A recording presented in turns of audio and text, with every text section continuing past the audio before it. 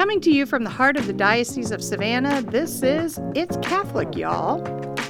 Views expressed in this podcast do not necessarily represent the views of the Diocese of Savannah.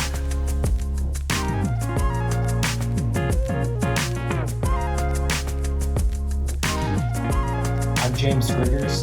I go to St. Joseph's Catholic Church in Macon, Georgia, and I'm leader of the Catholic Young Adults there, and I've been doing that for about 1 year.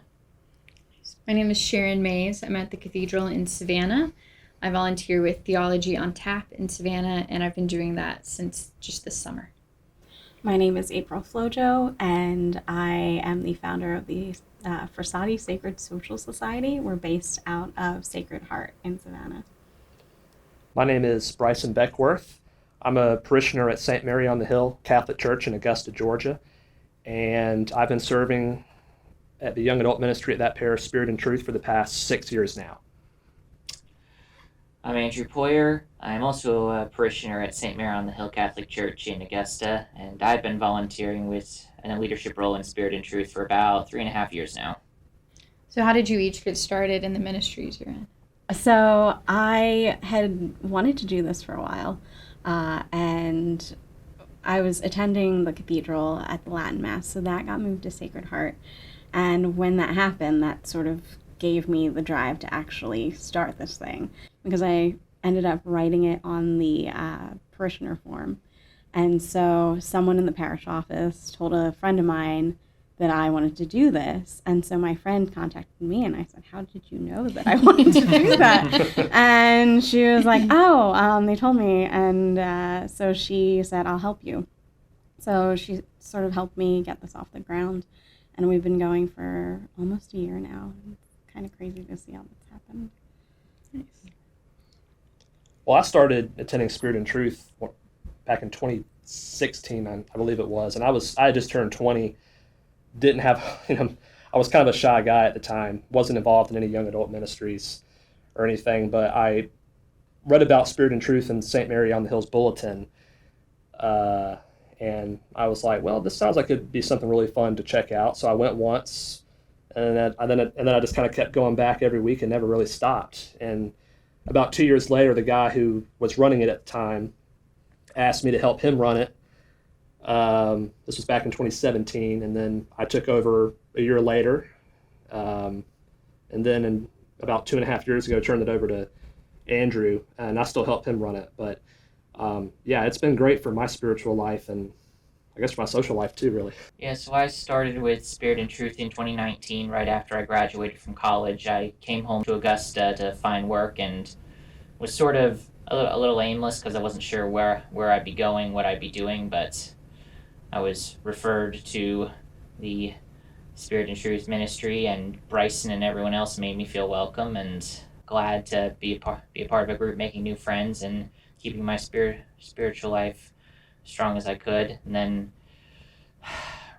in 2020, Bryson asked me if I'd become the new vice president, and within a year I was president myself, and I'm grateful that he stuck with me because running it is tricky. For me, I'm new to the faith, and so I was actually in RCIA and came to an intro meeting for the Catholic Young Adults group. It had not officially started yet, and they were asking for leaders, and I actually have Father Emmanuel over at St. Joseph's to thank. He kind of forced me to put my name in the leadership hat, and then I came to the group, but I wasn't in charge. I wasn't part of the leadership at all for a little while, and then the group kind of started to struggle a little bit, and he kind of suggested I should go talk to the leadership.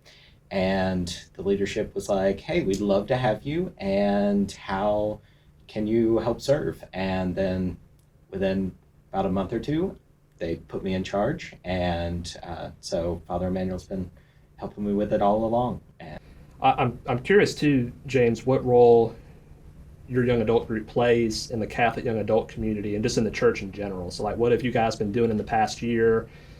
What kind of things you've been doing that have made a contribution to the young adult community?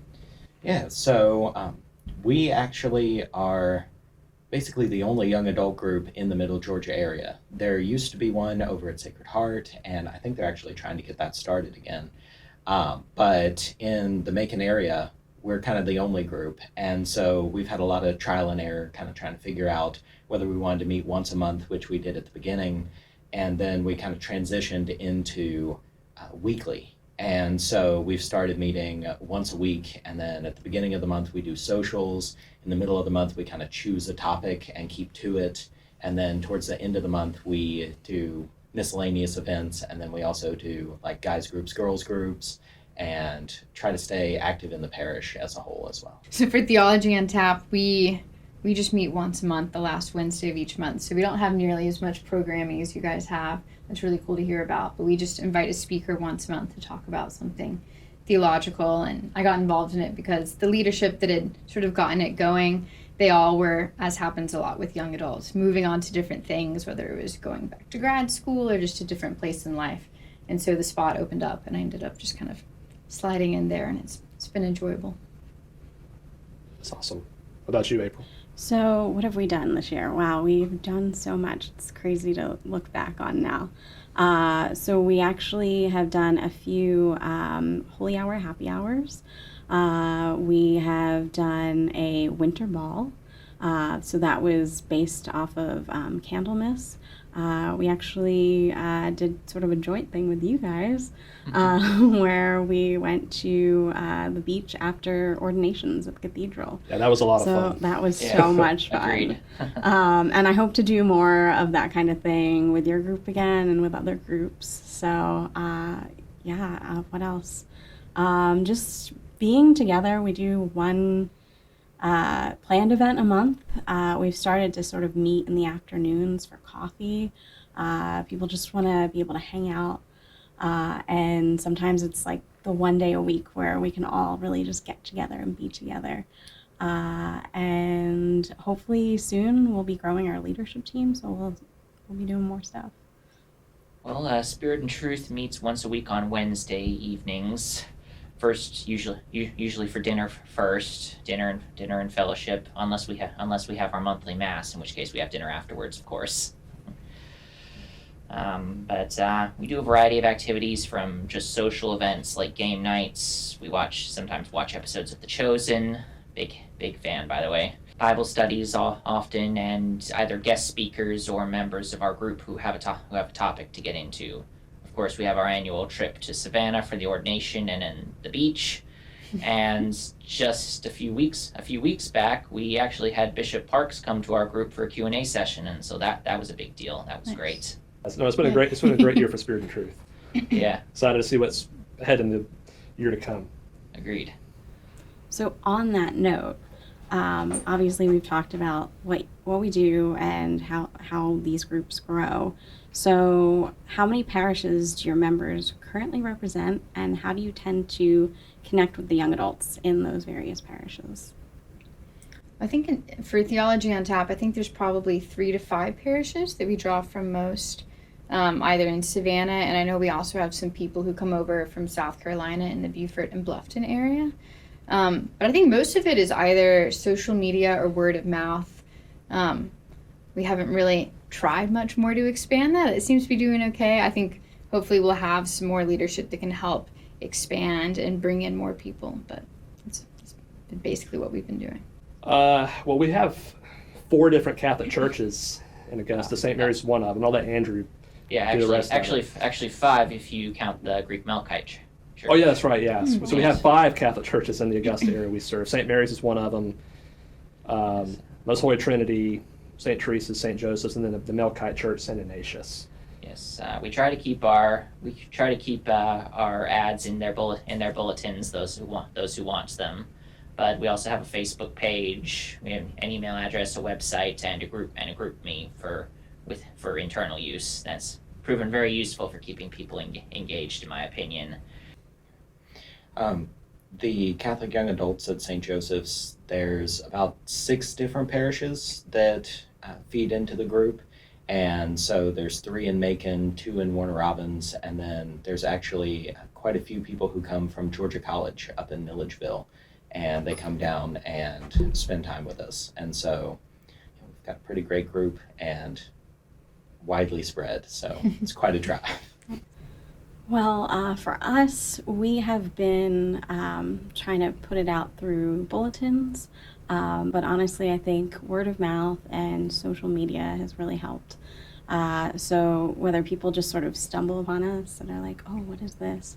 We have a Facebook page, we have an Instagram, but honestly, I think the group me has really grown it a lot. So people have friends, sometimes they're not even Catholic, and they say, hey, like we see this really great group of young people and they're doing just these wholesome, fun things. We want to be a part of that. So it kind of keeps like adding to itself.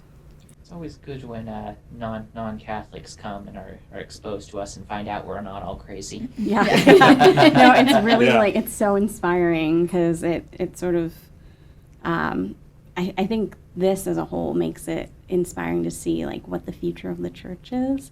And then when you see people who aren't even Catholic, but they're like, I want to know what that is. I want to know like what is it that they have.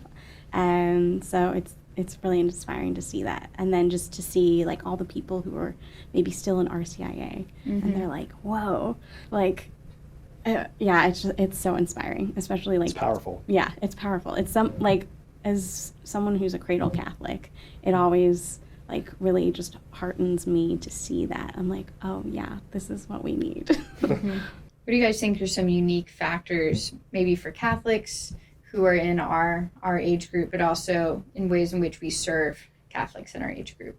Good question. I've actually I've thought about this. It seems to me like as the generations go down, especially from Boomer and Gen X to Millennial and Gen Z, that standards of morality seem to diverge a lot more for the younger generations, Catholic versus non-Catholic, than they did for our parents' generation. It just seems like even back in the olden times, as it were, even when people weren't Catholic, people seem to have a more common moral standard, moral foundation. These days, with all manner of anti-Catholic beliefs, it seems like non-Catholics and Catholics don't have as much in common as far as a central code that they did a few generations ago, and that's honestly worries me a lot. I think one of the things that's been kind of difficult for us as a leadership team is trying to maneuver the culture and getting people to come, be involved, stay involved, while also not yielding to going to movies that maybe we don't need to endorse as, the young adults group and that kind of thing. And so we have a lot of people who come and are excited and they're like, oh yeah, let's all, go watch this or that or go do this thing.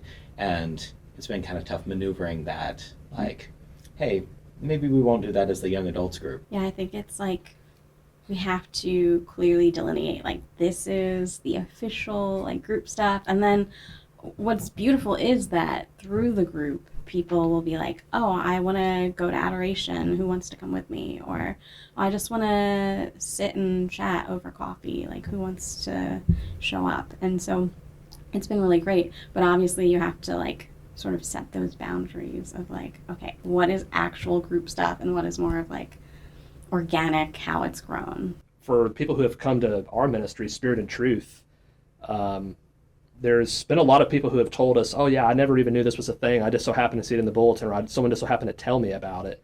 So it can be kind of hard to get the word out there sometimes a little bit. And, we have a website and social media and everything.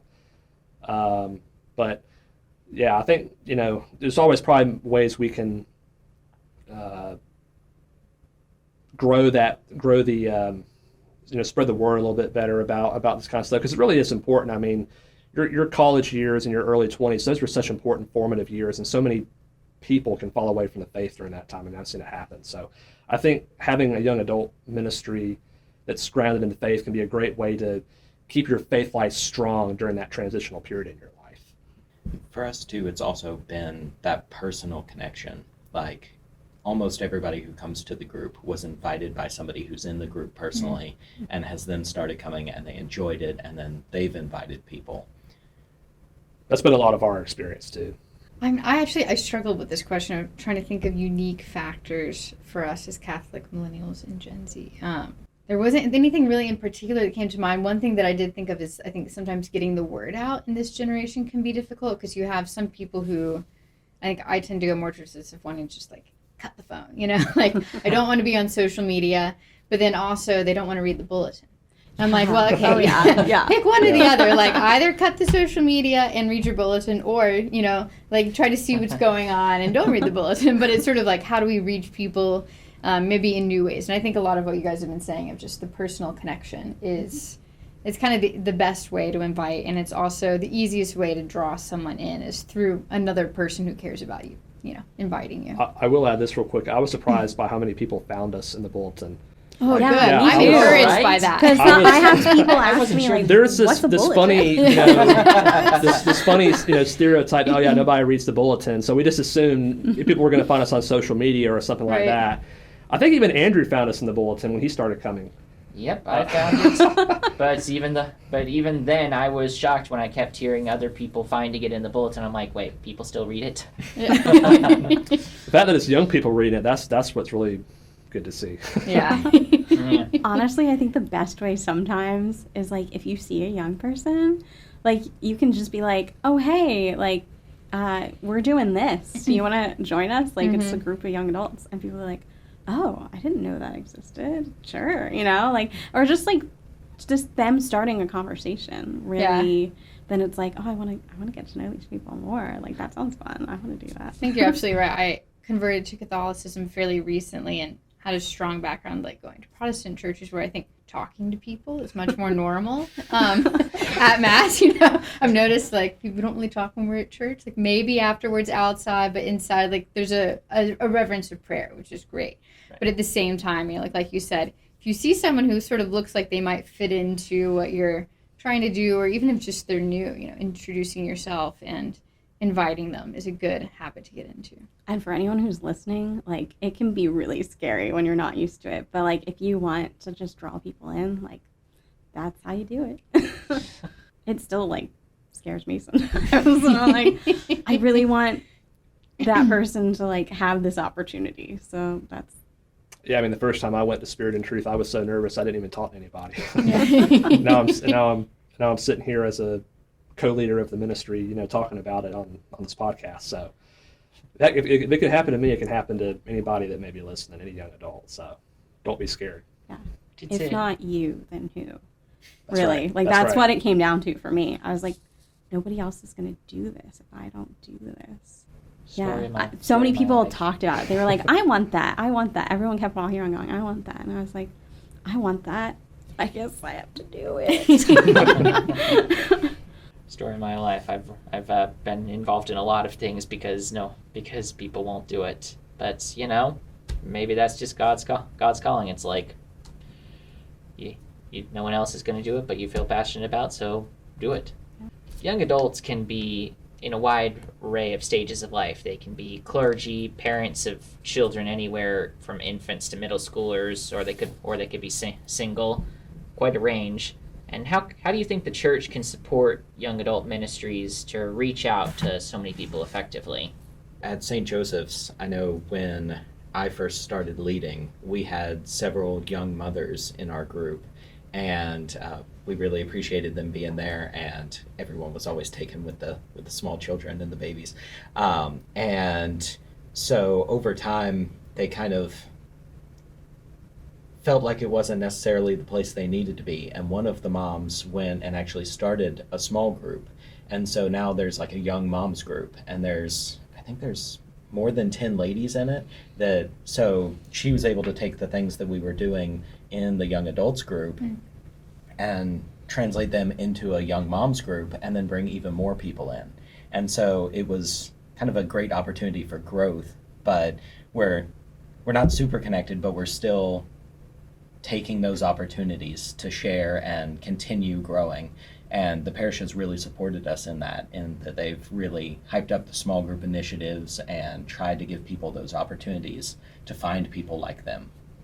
Something I thought of that you mentioned about sort of like what are official group things and what are more organic things that can happen. And I think one way that really helps sort of all these different stages of life fit together is us all leaving enough time in our schedule for the organic things to be there, because, you know, like someone who's a clergyman versus someone who's single versus a family, they all have different schedules and are free at different times, but by sort of giving ourselves the flexibility to let organic things happen and just, you know, become friends with all these different people. And it doesn't necessarily have to be, you know, a program that brings us all together. Like, we each have the ability, as you say, to just kind of see the need, or, you know, see what needs to happen and make it happen.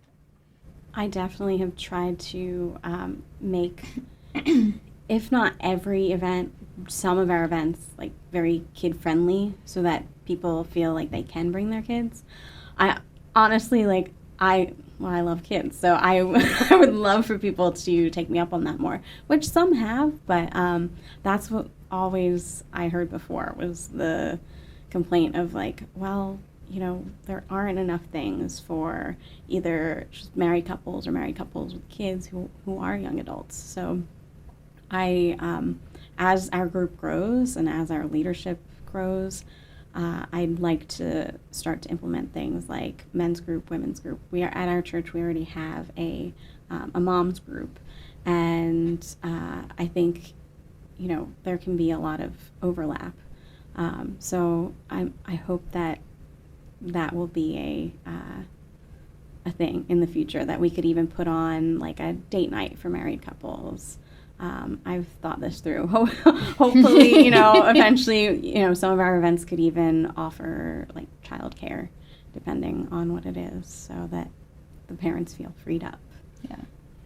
Yeah, I'll let Andrew talk to some of the more recent stuff. I will say, when I was the main one in charge of Spirit and Truth, there were a couple things we would help out with from a volunteer standpoint. There's a gentleman, he's a Catholic, goes to, I think, St. Joseph's in Augusta, and he's got a food pantry he runs. We've helped him with that. There's a pro-life medical clinic in Augusta called Pregnant Choices. We've helped them with their baby bottle campaigns they do. I was always a big believer that, you know, when you're running a ministry, volunteer is a big part. You know, helping other ministries at the church, helping your local parish and the Catholic church or Catholic community as a whole. So I've always been a big believer in that, and I know Andrew has been too and has continued that. Yeah, unfortunately, when I took over, it was during the heart of COVID, so volunteering work was a little more difficult at that time. But I've tried to get us back in the habit of it. There's a Catholic Social Services thrift store in our area, and they like us to bring some of their clothing donations about 100 miles away from Augusta to Lyons to a mission down there for the migrants. So that's a thing I'm trying to maintain the habit of. But I wouldn't mind doing a few more things. And like I said, we help out with Pregnant Choices by helping to sponsor a pro-life dance every now and then in our parish hall. We've made a lot of money there, and we've also brought a lot of different people together, not just young adults, but people from all walks of life. Yeah, I feel like what you guys have been really all talking about at some level is volunteering. I think especially those of us who maybe don't have a spouse or children or other things that we have responsibilities to. Like, we have the ability, we have a lot of resources in our time and in our our treasures, all these sorts of things, but finding ways to support the church just personally. And, you know, where can we volunteer? Like, can we bring a meal to this family? Just finding ways to be generous with our time. With that, I'll give you a little background. So Sharon and I are in the Scola, and Sharon last year put together the caroling event for the Scola. So that was really great, because we were going around to people who just needed a little bit of joy and cheer, and we were going around to nursing homes. And so I've been asked to sort of take that on this year. Thank you. So we're going to be doing that, and it was a great event last year because there were a lot of young people. So that's sort of one of our service projects that we're going to be doing. And I sort of plan on doing maybe some of the local churches, whatever they need, whether it's like yard work or, paint or stuff around the church itself. Just getting people together for a day and just doing those things that just don't need to be done, but just kind of fall to the wayside. And hopefully we'll eventually get to do things like fundraisers for things like what you were talking about. That's an awesome idea.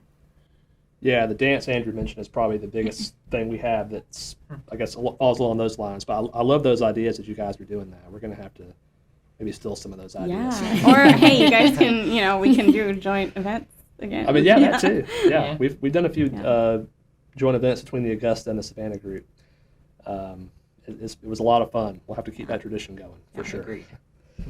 For the Catholic Young Adults in Macon, we've done quite a few different events. We've done some things with like making meals for the homeless, with I guess it's more of an ecumenical event in that it's at a church that's not a Catholic church. And then we also work with the Colby Center for Life that's in Macon. And so we do a lot of different things, and we have Miss Ann Beal come speak pretty regularly because that's deep in the hearts of many of the people in the young adults group. And we're always looking for more things to be able to help with, because our group definitely loves being able to help serve, and they're always asking for more things. So any suggestions would be great. Also, I realized I'd be amiss if I didn't say that I think one way young adults can serve the church is by being involved in liturgical ministries. Like, as a musician, I think like all the time in the choir we have particularly, either very young people who have much more open schedules, or sort of older people who no longer have young kids at home. And I think, like, if you have any sort of musical background, we should definitely, ask, like, does the choir need us? Does someone else leading worship need us? Do they need lectors? Do they need ushers? And there's a lot of ways that we can serve, on Sunday mornings or Sunday evenings or other mass times throughout the week. I love that you said that, because for the longest time I thought, like, oh, I don't give back enough. And then I realized, oh, wait, I'm in the choir. Like, I give of my time and talent. Like, I think it's important for us to remember that sometimes when we do those sorts of things, it's greatly needed. Yeah. So just a reminder to everyone, if you're in one of those ministries, then you're probably doing more than you realize. I know what you mean. I'm in addition to this, I'm part of the ushers, the lectors, and the Eucharist ministers, and I can't help but think, especially with the ushers, a lot of the people doing that ministry are older, so I feel like it's important that young adults get involved in these ministries at this time, because if they don't, then someday there'll just be none of them left, and that'll be sad. Not to mention, you're on the parish council too, right? Oh yes, parish council too.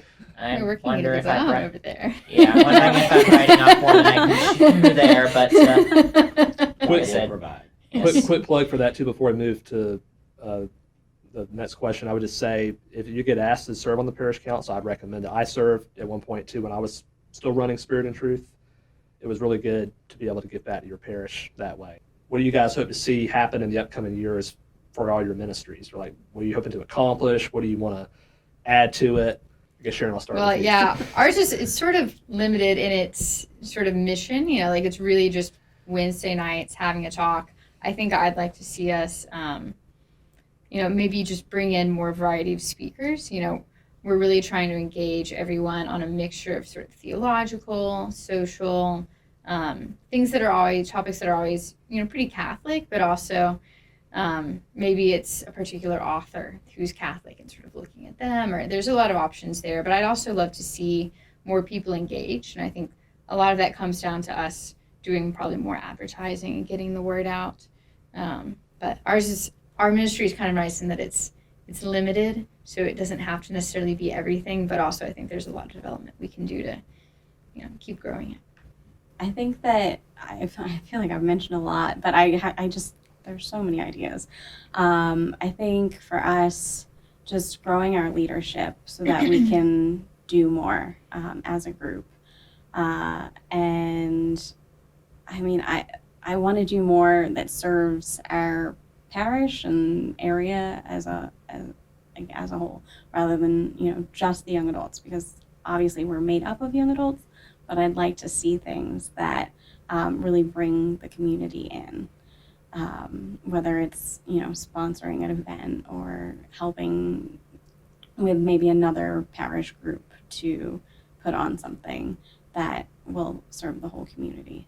And I like what you said there about if you want to expand, you need to expand your leadership. And I think that's kind of, it's also my answer is, like, right now it's just me and Father Larkin getting things done, and it's great, but it'd be nice to have, to grow the leadership so that we do have more resources that we can use to bring people in. Yeah, we actually, I've thought about this a lot, and I think it's so important. And we have so many people who are like, I'm ready to be a leader. But we actually are doing a leadership workshop next month. Oh, cool. And it's going to be led by Metanoia Catholic. So one of their people. So I'm really excited about that. And we're going to dive into the different temperaments and how to work together as different temperaments, like different leadership styles. And it's not just for, obviously, my group, but for basically anyone who wants to be able to lead in any part of their life, wherever God's calling them to at the time. Because we're all going to be called to be leaders, whether it's at work or in our families or in our, friend groups, whatever organizations we're part of. All of those skills are really valuable. I think we need to grow our leadership as a group. I mean, Bryce and I, we're doing well right now, but we won't be around forever. I'd like to inspire. If only we could be young forever, right? Yeah, yeah, that'd be nice. But I want to inspire other people to be ready to be leaders when we're gone.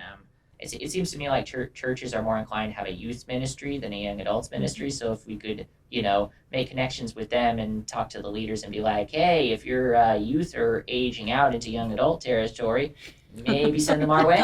Yeah. I agree. Yeah, I think for us, we've really hit our stride on the weekly meetings and everything. One of the things that I'm hoping we'll be able to do in the upcoming year is do a couple of retreats and do a couple of bigger events, because that's something that everyone has asked for, and we definitely need more people on our leadership team to help execute those kinds of things. Because, yeah, we're growing week in and week out is good, but also sometimes you got to have those extracurricular experiences outside of all of the common everyday life, and just get away, go to the mountains, go to the beach, go somewhere different, and really work to experience God there. And I will add, we did a retreat about 4 years ago to the Shrine of the Blessed Sacrament in the EWTN studio. That was really awesome. So, yeah, anytime you can do a retreat, it doesn't have to be that fancy necessarily, but anytime you can do a retreat, highly recommend it. I think that's great for a young adult ministry. Retreats and Bible studies are definitely on the list, because people keep saying, oh, we should go here and we should go there. And there's lots of places around Savannah that you could take a weekend trip, and St. Augustine is one that's sort of on the list. But yeah, it boggles my mind to see how things have grown, and then to see imagine if that's happened in a year, then what can God do with the next year? Yeah. Yeah. All right. So how can people connect with you guys? Well, for us, there's several ways you can connect. If you're a Catholic young adult, or you don't even have to be Catholic, if you're a young adult in general living in the Augusta metropolitan area, you can connect with Spirit and Truth through Facebook. We got an official Facebook page. We have a GroupMe page. We also have an official website, augustayam.org. Those are the main three ways. And you can obviously read the bulletin too, I guess. But those are, I guess, the three big ways people can connect with us. I think for us, we have the GroupMe, obviously, because GroupMe's great.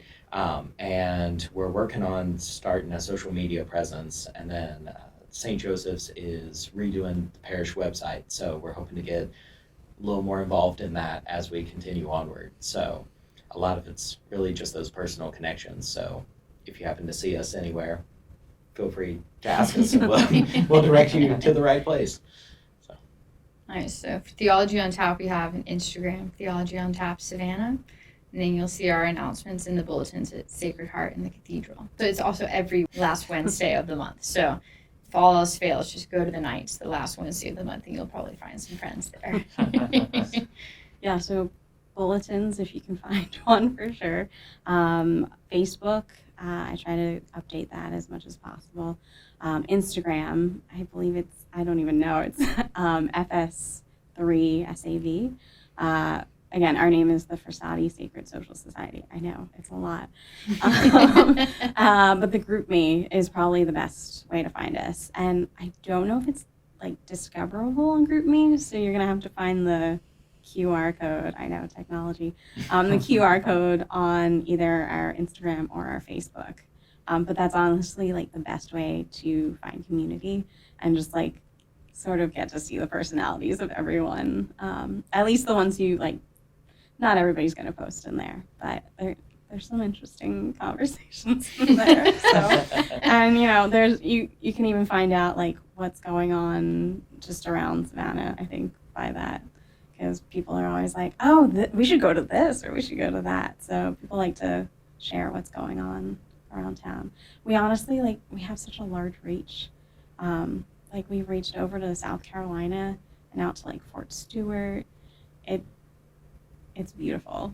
It's beautiful what God's doing. He's even like inspired one of the guys from Statesboro who was coming to our stuff, inspired him to start a group in Statesboro. So Nice. maybe at some point we'll all be sitting around talking to him too. Well, it was great talking with you, meeting you all, Yeah, this is learning we're not all alone in our corner of Georgia. And there's a lot going on, it turns out. Yeah, it's really good to see such a great presence of young adult ministries in the diocese. It's really great to see that there are other people who are out there on the front lines trying to make these ministries grow. So, Yeah. Anybody that's listening, if you live in Augusta, Savannah, Macon, make sure you check out these ministries. I think if anyone's listening who's like, I want to do that, then do it. Like, I will say, the enemy is going to throw stuff at you, and you're not even going to be able to account for it. Like, you're going to be like, I could never have seen that coming. But just persist in it, because God is going to do great things. So if you feel called to that, even if it's terrifying, just do it anyway. Because in the end, this is all about helping each other to heaven. So it's really great to get to, I know Sharon, I get to see her more than once a week. I've gotten to meet you guys before, and I'm happy to meet you, James.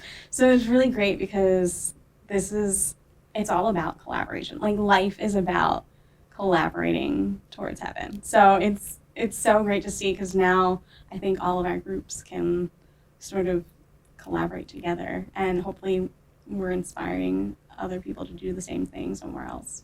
And one thing too, even if you don't feel like socializing and being a part of a group is something that you want to do it anyways. Go try it out, because you'll be surprised how many people, like we even have in our group, that they're there because they took a chance once and they enjoyed it so much and they're so excited about it that they're some of our biggest fans. Quietly, but they're our biggest fans. I mean, I think I'm living proof of that.